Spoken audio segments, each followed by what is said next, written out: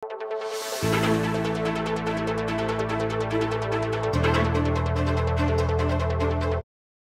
pamamunta ng Presidente Ferdinand Marcos Jr. kang Amerika anyang April 10 to 14, kaya biyak ka ring maging agenda na permanentong alternative energy source para king bangsa. I also had the opportunity to meet with Ultrasafe Nuclear Corporation to discuss our commitment to diversifying our energy mix to the promotion of clean and renewable energy sources. Agpangkang Energy Secretary Rafael Lotilla, pasado na king House of Representatives in regulatory framework para king proposed investment at operasyon ng US nuclear firma Ultrasafe Nuclear Corporation king Pilipinas. Kaugnay na rin ng pisabiyang nuclear energy, balaos muna man ng pamanyulong daring may aluwang opisyal at aguman king pamangamit king Bataan Nuclear Power Plant ang mayakit king balan na ning Morong.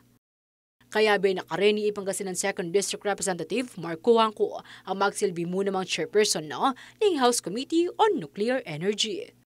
Makanyan muna man ng non-government organization na Alpas Pilipinas ang misubong king metong energy independent abang sa.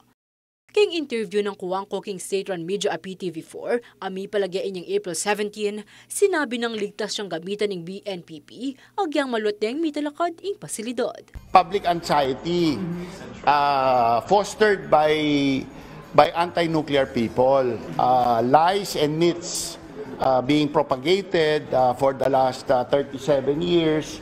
Mas marami po kasing, mas madaling magsinungaling sa internet eh. Hindi ibig sabihin na galing sa industriya, bola.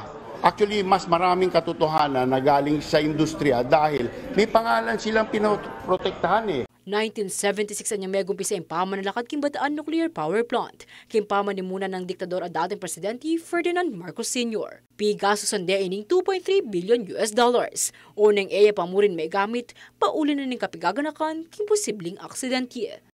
Samantala, papasyas na pamurin ng Nuclear Free Bataan Movement ang karailang pamanyilang sang king may sabing munikala. Usapin pa rin ng safety at saka safety standards, no? At yung geographical location na sinasabi nga natin. Hindi lang natin, sinabi na yan, napatunayan na yan ng mga experts, no? Mga scientists, mga geological experts na ang kinatatayuan ng BNPP ay hindi ligtas sapagkat nasa malapit sa fault line, nasa malapit sa kung saan merong inactive volcanoes. Agpangking coordinator ng Nuclear Free Bataan Movement ay Derek Cabe, apartiya pa kanining ibisabyon king radioactive waste.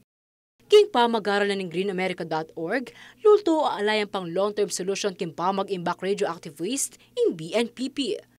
Agpangkang Cabe, lakwas ligtas ilagay ang radioactive waste libutan ng komunidad, nung nukarin, Dakal Ortelano at Manasan. Magastos muna man kano yung pamag-operate king nuke plant king Bataan. Base king pamanigaran na ng Korea Electric Power Corporation yung 2017, posibleng miras king 1 billion US dollars in pondong kailangan, bang apagana in BNPP. Ito palang malalaking dahilan na ito, inuulit pa rin natin. Ito yung dahilan kung bakit ayaw natin dyan. Ikatlo, yung usapin ng gastos na naman. No? Yung kumbaga, bat-bat na nga ng gastos at binayaran natin ang utang na lumobo, no?